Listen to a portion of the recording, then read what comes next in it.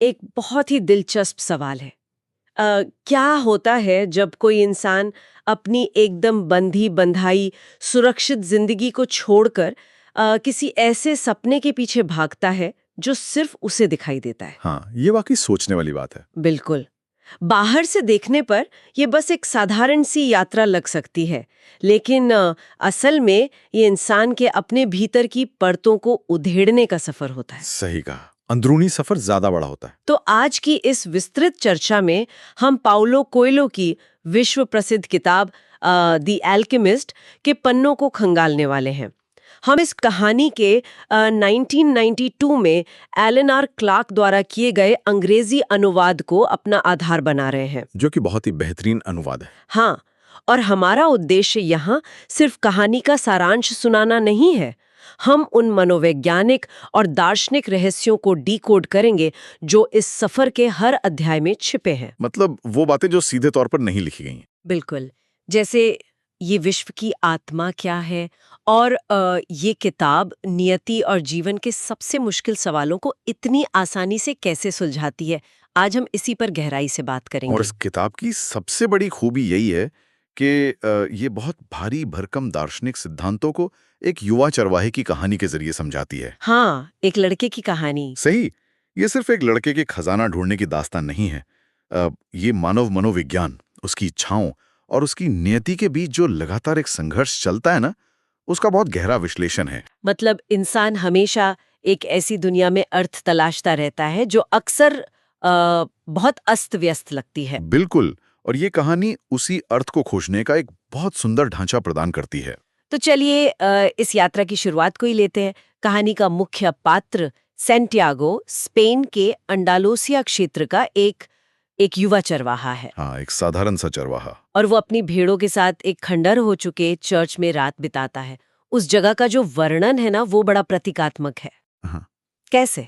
मतलब चर्च की छत गिर चुकी है और जहां कभी पूजा की वेदी हुआ करती थी, वहां अब एक विशाल गूलर का पेड़ उगाया है। अच्छा, तो एक तरह से प्रकृति ने उस जगह पर कब्जा कर लिया है। हाँ, और सैंटियागो को यात्रा करना पसंद है, किताबें पढ़ना पसंद है, लेकिन वो उस चर्च और अपनी भेड़ों के साथ एक बहुत ही सुरक्षित दिनचर्या में ढल चुका है।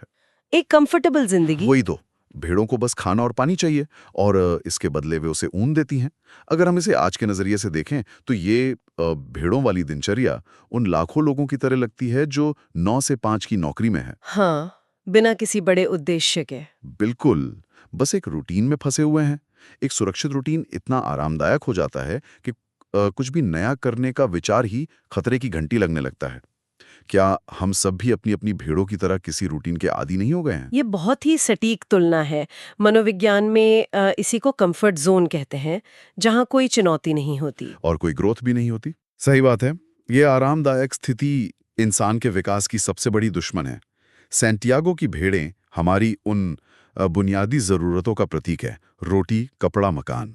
जिनके पूरे होने पर इंसान अक्सर आगे सोचना ही बंद कर देता है। बिल्कुल, और ठीक इसी ठहराव के बिंदु पर सैंटियागो की मुलाकात सेलिम के राजा से होती है। ये एक रहस्यमय बूढ़ा आदमी है जो उसे दुनिया के सबसे बड़े झूठ के बारे में बताता है। दुनिया का सबसे बड़ा झूठ, वो क्या है? वो झूठ ये है कि जीवन के एक मोड़ पर आकर इंसान का अपने जीवन से नियंत्रण खत्म हो जाता है और उसकी जिंदगी पूरी तरह से किस्मत या भाग्य के हवाले हो जाती है। लेकिन एक सेकंड, हम्म, ये बात सोचने पर मजबूर करती है कि समाज भी तो हमें यही सिखाता है ना। हाँ, अक्सर लोग यही कहते हैं। लोग कहते हैं कि जो किस्मत में होगा वही मिलेगा, लेकिन क्या इस बूढ़े आदमी की बात थोड़ी अव्यावहारिक नहीं है? कैसे? मेरा मतलब है, ये विचार एक तरह से इंसान के डर को दर्शाता है। अगर सब कुछ किस्मत के भरोसे ही है, तो फिर इंसान को कुछ भी नया आजमाने या रिस्क उठाने की क्या जरूरत है? यही तो बात है। असल में वो बूढ़ा आदमी यहाँ भाग्य यानी फेट और नियति यानी डेस्टिनी, इसके बीच का अंतर समझा रहा है। अच्छा, इन दोनों में क्या फर्क है इस कहानी के हिसाब से? देखिए, भाग्य वो है जो मान लिया जाता है कि बस तय है और बदला नहीं जा सकता, जबकि नियति वो व्यक्तिगत लक्ष्य है जिसे हासिल करने के लिए इंसान को कर्म करना पड़ता है। मतलब अपने हिस्से की मेहनत करनी पड़ती है। बिल्कुल, बूढ़ा आदमी समझाता है कि बचपन में हर इंसान को अपनी नियति बहुत स्पष्ट रूप से पता होती है। बच्चे सपने देखने से कभी नहीं डरते, हाँ, बच्चे तो कुछ भी बनने की सोच लेते हैं। है ना? लेकिन जैसे जैसे समय बीतता है, समाज की व्यावहारिकता और असफलता का डर एक रहस्यमयी शक्ति का रूप ले लेता है। और फिर इंसान को लगने लगता है कि उसके सपने पूरे होना असंभव है। एग्जैक्टली। यही वो रहस्यमयी शक्ति है जो उसे रोकती है। लेकिन किताब में इस रहस्यमयी शक्ति को पूरी तरह से नकारात्मक नहीं बताया गया है। वहाँ एक बहुत ही गहरी बात कही गई है। हाँ, वो ब्रह्मांड वाली बात। बिल्कुल, कि जब कोई इंसान सच में कुछ चाहता है तो वो इच्छा विश्व की आत्मा यानी सोल ऑफ द वर्ल्ड से जन्म लेती है और पूरी दुनिया उसे हासिल करने में मदद करती है। ये कोएल्हो का बहुत ही प्रसिद्ध विचार है ना? लेकिन सुनने में ये विचार बहुत काव्यात्मक लगता है, पर असल जिंदगी में इसे समझना थोड़ा मुश्किल है। मतलब दुनिया कैसे मदद करेगी? अगर हम इस ब्रह्मांड की आत्मा को कारण और परिणाम के नजरिए से देखें तो ये कोई जादू नहीं है। तो फिर क्या है? इसका अर्थ ये है कि जब कोई व्यक्ति अपने लक्ष्य के प्रति पूरी तरह से एकाग्र हो जाता है तो उसका अवचेतन मन यानी सबकॉन्शियस माइंड उन अवसरों को पहचानने लगता है जिन्हें वो पहले नजरअंदाज कर देता था। अच्छा, मतलब अवसर पहले भी थे पर हम देख नहीं पाते थे। बिल्कुल सही।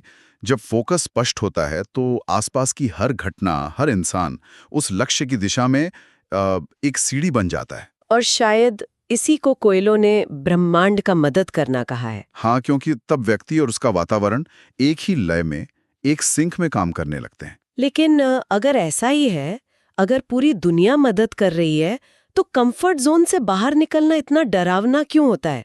क्योंकि शुरुआत हमेशा मुश्किल होती है। वही तो, क्योंकि अक्सर पहली कोशिश में सब कुछ गलत हो जाता है। सैंटियागो के साथ भी तो यही हुआ। जैसी वो यात्रा शुरू करता है, उसका सब कुछ छिन जाता है। हाँ, अफ्रीका पहुंचते ही। बिल्कुल, वो खजाने की तलाश में अफ्रीका के एक बंदरगाह शहर पहुंचता है और वहां पहुंचते ही कोई उसे धोखा देके उसका सारा पैसा लूट लेता है। ये बहुत बड़ा झटका था उसके लिए। पलक झपकते ही एक उम्मीद से भरा लड़का एक अजनबी देश में बिना एक पैसे के पूरी तरह से अकेला खड़ा रह जाता है। उसके पास बचता क्या है? सिर्फ एक किताब, उसकी जैकेट और वो बूढ़े आदमी के दिए हुए 2 पत्थर। ओरेमोर थुमिन। हाँ, वही पत्थर।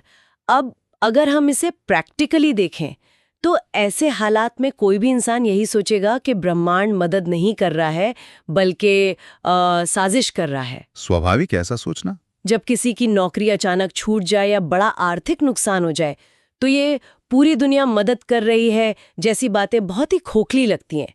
क्या ये सिर्फ खुद को दिलासा देने वाली बात नहीं है? विडम्बना ये है कि ये झटका दरअसल उस प्रक्रिया का सबसे जरूरी हिस्सा है, ये दिलासा नहीं है। जरूरी हिस्सा कैसे हो सकता है? सब कुछ लुट जाना। देखिए, किसी भी नए रास्ते पर चलने वाले को शुरुआत में जो सफलता मिलती है उसे शुरुआती किस्मत या बिगिनर्स लक कहा गया है। अच्छा।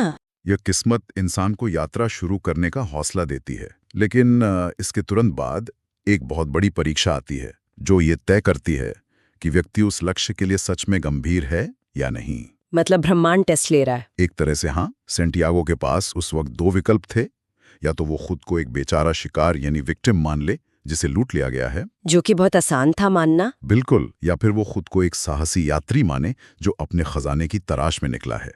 ये केवल शब्दों का हेरफेर नहीं है। तो ये क्या है?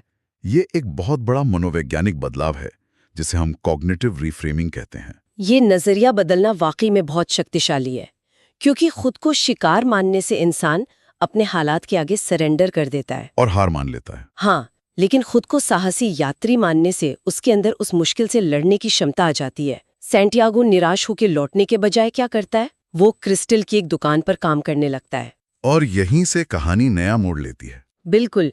यहाँ दिलचस्प बात यह है कि उसकी इस नई सोच के कारण न सिर्फ उसकी मेहनत रंग लाती है बल्कि निर्जीव वस्तुएं भी उसका साथ देने लगती हैं। हाँ, ये बहुत सुंदर हिस्सा है। किताब में जिक्र है कि क्रिस्टल के गिलास भी उसकी सफलता में सहयोग कर रहे थे। और यहीं पर शुगुन या ओमेंस का विचार सामने आता है। शुगुन कोई अलौकिक या जादुई संकेत नहीं है। तो शकुन क्या होते हैं असल में? ये वो बारीक इशारे हैं जिन्हें हमारा शांत और एकाग्र मन पकड़ लेता है। जब सैंटियागो ने अपने नजरिए को सकारात्मक रूप दिया तो उसने ग्राहकों की जरूरतों को बेहतर ढंग से समझना शुरू कर दिया। जैसे उसने क्रिस्टल के ग्लासों में चाय बेचने का नया तरीका निकाला। बिल्कुल। और दूसरी तरफ वो क्रिस्टल व्यापारी था जो अपनी दिनचर्या में फंसा था, वो बदलाव से डरता था। हाँ, व्यापारी का सपना तो मक्का जाने का था ना। सही कहा, लेकिन वो इसलिए नहीं जाता क्योंकि उसे डर है कि मक्का पहुंचने के बाद उसके पास जीने का कोई मकसद ही नहीं बचेगा। बाप रे, ये तो बहुत अजीब डर है। ये व्यापारी उन लोगों का प्रतीक है जो सपनों को सिर्फ कल्पना में रखना पसंद करते हैं, ताकि हकीकत में उनके टूटने का डर ना रहे। ये एक बहुत ही गहरा विरोधाभास है। सपनों के पूरे होने का डर। लोग सोचते हैं कि सफलता अच्छी होती है, लेकिन सफलता भी डराती है। सैंटियागो इसके बिल्कुल विपरीत है। वो अपने डर को पार करके आगे बढ़ता है। खैर, क्रिस्टल की दुकान से पर्याप्त पैसा कमाने के बाद जब सैंटियागो फिर से यात्रा शुरू करता है, तो रेगिस्तान पार करते समय उसकी मुलाकात एक अंग्रेज से होती है। The Englishman. हाँ, ये अंग्रेज एक बहुत ही अलग तरह का इंसान है। वो एल्केमी को बहुत सी भारी भरकम किताबों, अजीब प्रतीकों और जटिल रसायनों के माध्यम से समझने में लगा हुआ है। उसका तरीका एकदम किताबी है। बिल्कुल। अब चूंकि ये हमारा एक एजुकेशनल डीप डाइव है, तो मैं यहाँ इस अंग्रेज का थोड़ा पक्ष लेना चाहूंगी। अच्छा। बताइए। मेरा मतलब है, ज्ञान और शोध सदियों की मेहनत का नतीजा होता है, तो अंग्रेज का ये किताबी ज्ञान लेने का तरीका गलत कैसे हो सकता है? गलत नहीं है। तो क्या बिना थ्योरी पढ़े सिर्फ अनुभव से किसी भी जटिल विषय को समझा जा सकता है? क्या वो सारा शोध बेकार है? शिक्षा और किताबों का अपना महत्व है, और कहानी इस बात को नकारती भी नहीं है। तो फिर अंग्रेज के साथ दिक्कत क्या थी? खुद अंग्रेज भी ये बात जानता है कि अल्केमी का सारा सार मात्र कुछ पंक्तियों में एक एमरल्ड टैबलेट पर लिखा हुआ है। समस्या किताबों में नहीं है। फिर समस्या कहाँ है? समस्या ये है कि अंग्रेज उन किताबों को हकीकत से बचने के लिए एक ढाल की तरह इस्तेमाल कर रहा है। वो इतना ज्यादा बौद्धिक विश्लेषण या ओवर इंटेलेक्चुअलाइजेशन कर रहा है कि वो अपने आसपास की दुनिया को देखना ही भूल गया है। ओह, तो वो सिर्फ किताबों में ही खोया हुआ है, बाहरी दुनिया से कट गया है। बिल्कुल। ज्ञान जब तक कर्म में नहीं बदलता, तब तक वो सिर्फ जानकारी रहता है। जब सैंटियागो कारवां के लीडर और रेगिस्तान की शांति को देखता है, तो वो बिना किसी किताब के बहुत कुछ सीख लेता है। हाँ, वो सब देखकर ही समझ जाता है। एल्केमिस्ट भी सैंटियागो को यही बताता है कि सीखने का केवल एक ही तरीका है, कर्म, यानी एक्शन। और शायद इसीलिए अल्केमिस्ट अंग्रेज को उसकी किताबों से बाहर निकालकर रेगिस्तान में काम करने के लिए कहता है। सही बात है। इस कहानी का एक बहुत ही खूबसूरत विचार ये है कि रेगिस्तान को समझने के लिए पूरी दुनिया घूमने की जरूरत नहीं है। रेत के एक साधारण कण को ध्यान से देखना ही काफी है, क्योंकि उसी में सृष्टि के सारे चमत्कार छिपे हैं। ये बहुत ही गहरा दर्शन है ना? ये बात विज्ञान की उस अवधारणा से भी मेल खाती है, जहां एक छोटे से परमाणु के भीतर पूरा का पूरा सौरमंडल जैसा ढांचा दिखाई देता है। बिल्कुल। दर्शन शास्त्र में इसी को माइक्रोकॉज्म और मैक्रोकॉज्म का सिद्धांत कहते हैं। इसका क्या मतलब हुआ आसान भाषा में? यानी जो ब्रह्मांड के सबसे छोटे कण में है, वही पूरे ब्रह्मांड में भी है। जब इंसान अपने आसपास की किसी भी एक चीज को पूरी गहराई और एकाग्रता के साथ समझ लेता है, तो वह असल में विश्व की आत्मा के काम करने के तरीके को समझ लेता है। और अंग्रेज चीजों को रसायनों में बांटकर देख रहा था। हाँ, वो हर चीज को अलग अलग कर रहा था। जबकि सैंटियागो देख रहा था कि रेगिस्तान, ऊंट और इंसान सब एक ही बड़ी प्रणाली का हिस्सा है। सब आपस में जुड़े हुए हैं। एग्जैक्टली। यही फर्क था दोनों में। लेकिन जब इंसान इस स्तर का ज्ञान पा लेता है और अपनी मंजिल के बिल्कुल करीब होता है, तब कहानी में सबसे बड़ी रुकावट आती है। सबसे कठिन परीक्षा। अक्सर लोग सोचते हैं कि विफलता इंसान को रोकती है, लेकिन यहाँ प्रेम का मोह और जो कमाया है उसे खोने का डर सबसे बड़ी रुकावट बनकर सामने आते हैं। फातिमा वाला हिस्सा। हाँ, रेगिस्तान के एक नखलिस्तान में सैंटियागो को फातिमा से प्यार हो जाता है। अब नखलिस्तान में सुरक्षा है, पानी है और अब प्यार भी है। सैंटियागो चाहता है कि वो खजाने का सपना वहीं छोड़ दे और फातिमा के साथ बस जाए। ये स्थिति किसी वीडियो गेम के अंतिम बॉस लेवल जैसी होती है। Boss level? अरे वाह, ये एनालॉजी बहुत सही है ना? जब आप अपनी मंजिल के सबसे करीब होते हैं, तब चुनौतियां सबसे ज्यादा आकर्षक और भावनात्मक रूप से उलझाने वाली हो जाती हैं। बिल्कुल। गेम जीतना तभी सबसे मुश्किल होता है। अक्सर समाज में ये देखा गया है कि लोग प्यार के नाम पर अपनी महत्वाकांक्षाओं का गला घोट देते हैं। हाँ। वे इसे त्याग मानकर खुद को महान समझते हैं। हाँ, कहते मैंने तुम्हारे लिए अपना सपना छोड़ दिया। लेकिन असल में वे उस अज्ञात रास्ते के डर से भाग रहे होते हैं। वे उस इंसान पर पूरी तरह आश्रित हो जाते हैं जिससे वो प्यार करते हैं। ये तो बहुत ही आम बात है असल जिंदगी में। हम दूसरों को बदलने या रोकने की कोशिश करते हैं, प्यार के नाम पर। लेकिन एल्केमिस्ट यहाँ एक बहुत ही कड़वा सच सामने रखता है। हाँ, और वो सच क्या है? वो सैंटियागो को समझाता है कि सच्चा प्यार इंसान को कभी उसकी नियति से नहीं रोकता। और फातिमा भी यही कहती है। वो कहती है कि अब रेगिस्तान उसके लिए केवल सैंटियागो के लौटने की उम्मीद का प्रतीक होगा, क्योंकि वो रेगिस्तान की बेटी है। हाँ, यानी प्यार अगर बंधन बन जाए तो वो विश्व की भाषा नहीं है। ये विश्व की भाषा का सबसे शुद्ध रूप है। सच्चा प्यार एक दूसरे को विकसित होने की आजादी देता है। अगर सैंटियागो रुक जाता तो क्या होता? तो कुछ सालों बाद उसे अपने छूटे हुए सपने की याद सताती। वो शायद फातिमा को उस अधूरेपन के लिए जिम्मेदार भी मानने लगता, जो कि बहुत बुरा होता उनके रिश्ते के लिए। बिल्कुल। अल्केमिस्ट उसे समझाता है कि सफलता से ठीक पहले ब्रह्मांड उन सभी चीजों की परीक्षा लेता है जो इंसान ने रास्ते में सीखी हैं। ब्रह्मांड ऐसा क्यों करता है? ये ब्रह्मांड का कोई क्रूर खेल नहीं है। ये एक आवश्यक प्रक्रिया है, ये सुनिश्चित करने के लिए कि व्यक्ति ने जो ज्ञान अर्जित किया है वो उसके स्वभाव का हिस्सा बन चुका है या नहीं।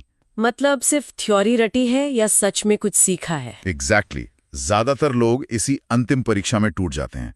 वे इसलिए हार मान लेते हैं क्योंकि उन्हें डर होता है कि अगर वे आगे बढ़े तो जो कुछ उन्होंने अभी तक कमाया है, चाहे वो पैसा हो या प्यार, वो सब छिन जाएगा। और इसी डर से पार पाने के लिए किताब में ये बताया गया है कि इंसान को अपने दिल की आवाज सुननी चाहिए। दिल की आवाज बहुत महत्वपूर्ण है इस कहानी में। सैंटियागो का दिल उसे बताता है कि जहां तुम्हारा खजाना है वही तुम्हारा दिल होगा। लेकिन यहाँ एक बहुत ही दिलचस्प मनोवैज्ञानिक पहलू सामने आता है। वो कौन सा? दिल ये भी बताता है कि एक समय के बाद वो लोगों को उनके सपनों के बारे में बताना ही बंद कर देता है।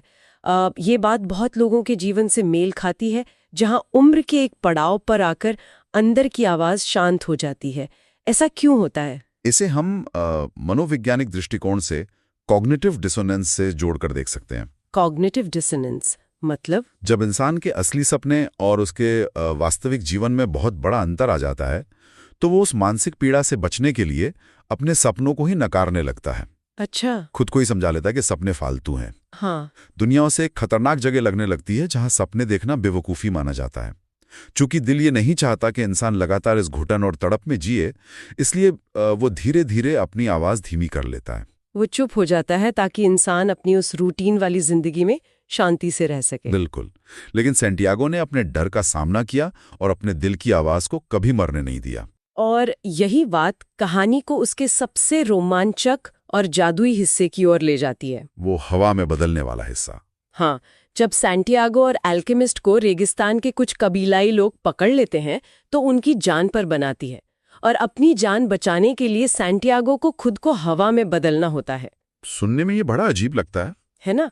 अब ये कोई हॉलीवुड फिल्म का सुपर पावर तो है नहीं, बल्कि ये बहुत गहरा प्रतीकात्मक है। बिल्कुल। वो रेगिस्तान से बात करता है, हवा से बात करता है, और यहाँ तक कि सूरज से भी बात करता है।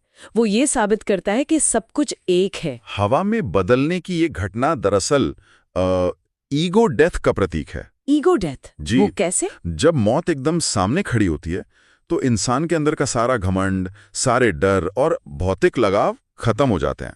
हाँ। उस पल सैंटियागो का अपने आसपास के वातावरण के साथ कोई अलगाव या सेपरेशन नहीं बचता। मतलब मैं और तुम का फर्क मिट जाता है। बिल्कुल। वह ब्रह्मांड के उस फ्लो स्टेट में प्रवेश कर जाता है जहां वो खुद प्रकृति का एक हिस्सा बन जाता है। सूरज उसे बताता है कि इस पूरी सृष्टि को जोड़े रखने वाली ताकत सिर्फ और सिर्फ प्रेम है। और ये प्रेम सिर्फ फातिमा वाला व्यक्तिगत प्रेम नहीं है ना? नहीं, ये वह शक्ति है जो हर चीज को उसके बेहतर रूप में विकसित होने के लिए प्रेरित करती है। एक ब्रह्मांडीय प्रेम। ये बहुत ही हैरान करने वाला मोड़ है कि एल्केमी यानी कीमियागरी का असली मतलब यहाँ आकर पूरी तरह बदल जाता है। लोग तो यही सोचते हैं कि एल्केमी का मतलब सस्ते शीशे को कीमती सोने में बदलना है। हाँ, धातु बदलना। लेकिन इस कहानी में धातु को बदलना सिर्फ एक रूपक है, एक मेटाफोर है। ये दरअसल इंसान के अपने उच्चतम रूप तक पहुंचने का प्रतीक है। इवोल्यूशन का प्रतीक। बिल्कुल। जिस तरह सोना सभी धातुओं में सबसे विकसित माना जाता है, उसी तरह एक इंसान जब अपने डर और लालच को पीछे छोड़ देता है तो वो अपने सबसे शुद्ध रूप में आ जाता है। एल्केमिस्ट यही तो समझाना चाहता था कि जो लोग केवल खजाने या सोने के लालच में एल्केमी का अभ्यास कर रहे थे, वे हमेशा विफल रहे। क्योंकि वो शॉर्टकट ढूंढ रहे थे। हाँ, वे सिर्फ परिणाम चाहते थे, उस प्रक्रिया से नहीं गुजरना चाहते थे जो उन्हें उस परिणाम के लायक बनाती। एल्केमी का असली अर्थ खुद को इस तरह से गढ़ना है कि इंसान अपनी नियति को हासिल करने के योग्य बन सके। और कहानी के अंत में ये बात पूरी तरह से साबित भी होती है। सैंटियागो आखिरकार मिस्र के पिरामिडों तक पहुंचता है, जो उसकी मंजिल थी। वहां पहुंचकर वो घुटनों के बल बैठ जाता है और खुशी से रो पड़ता है। जहां उसके आंसू गिरते हैं वहीं एक भृंग या स्कैरब बीटल दिखाई देता है, जिसे मिस्र में एक शुकुन माना जाता है। हाँ, और तभी एक और घटना घटती है जहां उसे पता चलता है कि असली खजाना तो स्पेन में उसी खंडर हो चुके चर्च के गूलर के पेड़ के नीचे गड़ा था, जहां से उसने अपनी यात्रा शुरू की थी। बिल्कुल वहीं। ये सुनकर कोई भी सोच सकता है कि अगर खजाना वहीं था तो इतनी दूर अफ्रीका जाने की क्या जरूरत थी। ये तो कोई भी पूछेगा। पूरी दुनिया घूमकर वापस वहीं आ गया। लेकिन सच्चाई ये है कि अगर सैंटियागो वो यात्रा नहीं करता तो वो कभी भी उस खजाने को पाने के लायक नहीं बन पाता। मतलब वो इंसान ही नहीं बन पाता जो खजाने की कद्र कर सके। बिल्कुल। पिरामिडों के पास पहुंचकर उसे ये एहसास होता है कि राजा से मिलना, लुट जाना, क्रिस्टल की दुकान पे काम करना, अंग्रेज से मिलना, रेगिस्तान की खामोशी को सुनना, फातिमा का प्रेम पाना और अल्केमिस्ट से सीखना, ये सारी चीजें, हाँ, ये सब उस खजाने से कहीं ज्यादा मूल्यवान था। यात्रा ही उसे वो इंसान बना पाई जो उस खजाने को संभाल सके। ये एक बहुत ही शक्तिशाली विचार है कि यात्रा ही असल में मंजिल होती है। इस पूरी चर्चा से यह बात स्पष्ट हो जाती है कि इंसान के जीवन में आने वाली हर मुश्किल, हर ठोकर और हर खुशी किसी न किसी बड़ी योजना का हिस्सा होती है, जो उसे उसकी नियति तक ले जाती है। बिल्कुल। दी एल्केमिस्ट हमें ये सिखाती है कि अगर इंसान अपनी दिल की आवाज़ सुनना बंद कर दे तो वो अपनी उस ब्रह्मांडीय नियति से भटक जाता है जो विशेष रूप से उसी के लिए रची गई थी। दुनिया अक्सर तार्किक और सुरक्षित रास्ते चुनने की सलाह देती है, जैसे वो 9 से 5 वाली भेड़ें। हाँ लेकिन इंसान की सबसे बड़ी उपलब्धियां अक्सर उन फैसलों से आती हैं जो तर्क से नहीं बल्कि एक गहरे विश्वास से लिए जाते हैं। सही कहा। जो लोग अपने कंफर्ट जोन में रह जाते हैं वे शायद एक सुरक्षित जीवन जी लें, लेकिन वे कभी ये नहीं जान पाते कि उनके जीवन का असली विस्तार कहाँ तक हो सकता था। इस चर्चा का अंत करते हुए मैं एक विचार छोड़ना चाहूंगी जो इस किताब का एक बहुत ही गहरा संदेश है। बिल्कुल, बताइए। एल्केमिस्ट ने कहा था, चाहे वो कुछ भी करे, पृथ्वी पर हर व्यक्ति दुनिया के इतिहास में एक केंद्रीय भूमिका निभाता है और आमतौर पर उसे ये पता नहीं होता। क्या बात है, बहुत ही गहरी बात है। ये बात बहुत गहराई से सोचने पर मजबूर करती है कि हमारे जीवन की छोटी छोटी घटनाएं, रोजमर्रा के साधारण लगने वाले फैसले किसी न किसी अनजान रास्ते से इस पूरी दुनिया की कहानी का एक बड़ा और महत्वपूर्ण हिस्सा लिख रहे होते हैं। हम सब जुड़े हुए हैं। हाँ, जीवन में जब भी एक रास्ता बंद महसूस हो या दिनचर्या का बोझ बहुत ज्यादा लगने लगे तो ये याद रखना जरूरी है कि शायद आसपास कोई शकुन या इशारा छिपा हो जो हमें बुला रहा हो, जो उस यात्रा की ओर बुला रहा हो जहां असली खजाना और जीवन का असली अर्थ मौजूद है। और ये यात्रा बाहर की दुनिया से ज्यादा इंसान के अपने अंदर की दुनिया से शुरू होती है। बिल्कुल सही। तो इस ज्ञानवर्धक विश्लेषण के लिए बहुत बहुत धन्यवाद। ऐसी ही किसी और दिलचस्प किताब और उसके पीछे छिपे रहस्यों के साथ हम फिर लौटेंगे।